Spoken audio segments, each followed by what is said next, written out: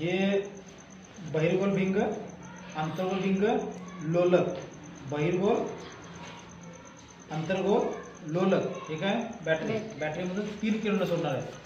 पांढऱ्या शलाका म्हणतात त्याला, पांढऱ्याला शलाका म्हणतात. एकत्र सोडल्यानंतर या पद्धतीनं या नाभीय बिंदूवरती एकत्रित येतात. बघा इकडे किरण क्रमांक 1, 2, 3 मधला किरण सरळ रेषेत चाललेला आहे. वरचे 2 आणि खालचे वरचा एक आणि खालचा एक किरण पुढे झाले या नाभीय बिंदूवरती एकत्र यायला लागले. हे झालं बहिर्गोल आरसा. दुसरा आहे बहिर्गोल भिंग, दुसरा आहे अंतर्गोल भिंग.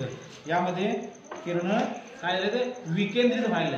काय झालं विकेंद्रित, एकाच ठिकाणी येत नाहीत. आणि तिसरा इथे लोलक. लोलकामध्ये बघा किरण कशी आले तर दोन्ही बाजूनं अपवर्तन व्हायला किरणांचं काय व्हायलंय अपवर्तन. एक किरण या दिशेने चाललाय, एक किरण या दिशेने चाललाय. ह्यामध्ये बघणार असाल तुम्ही तर रेड लाईट टाकल्यानंतर तुम्हाला लक्षात येईल.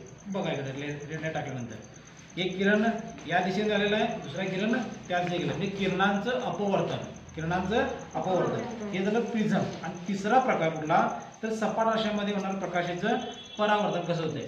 या पद्धतीने बघितलं तुम्ही तर सपाट आरशामध्ये काय होते नियमित परावर्तन होते. आरशाचं नियमित परावर्तन बघा या दिशेनं होते का एका दिशेनं किंवा या दिशेनं. बघा इकडे या दिशेनं होते काय, या दिशेनं बघा नियमित परावर्तन. हा जो कोन आहे तो कोन आपला मोजता येतोय. स्टॉप.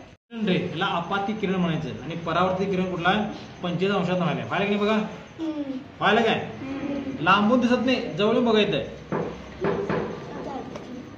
मी रेड लाईट टाकतो बघा, रेड लाईट बघा 45 आहे का बघा, आहे काय. म्हणजे आपातिक कोन 45 अंशाचा, परावर्तित कोन 45 अंशाचा. समजलं सगळ्यांना.